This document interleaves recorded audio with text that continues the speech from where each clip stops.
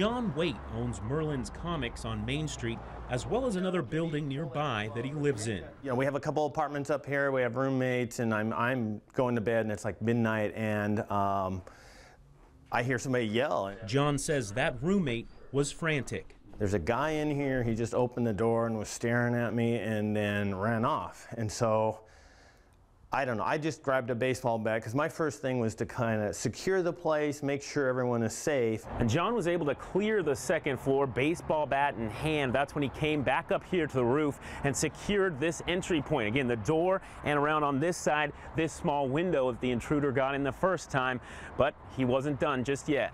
You can see how the intruder broke in. A busted out screen and window, a doorknob destroyed with red brick. John went back downstairs and heard noise on the roof again. He peeked his head up the stairs and saw hands trying to climb through the broken window. John called the police. Officers arrived on scene quickly. John says they went to the roof and detained the intruder. And for the third time, John himself returned to the roof. He says the man police had was drunk and screaming the words Article 31, a reference to the Uniform Code of Military Justice. That's when John made a somewhat chilling discovery.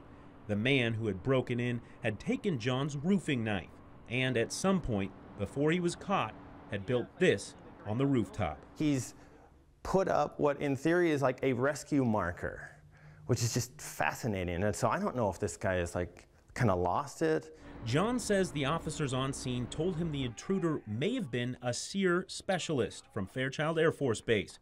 Survival, Evasion, Resistance, and Escape, a program that teaches aircrew how to avoid capture and survive the most dangerous conditions. But whether this was a training exercise gone wrong or some other incident was not confirmed by base leadership. Nearly 2 hours after police were on scene, John says two men who identified themselves as military came to pick the intruder up. One presented a military ID. They took the man away in a van. He was not arrested by police. John says if this was someone having a mental breakdown, he'd be sensitive to that. He just wants answers and to recover damages for his building. Fairchild is like a really good and important part of our community that needs to be part of the community. Spokane police say the case is still under investigation. They couldn't release the name of the intruder at this time. Reporting downtown, Casey Lund, KXLY 4 News.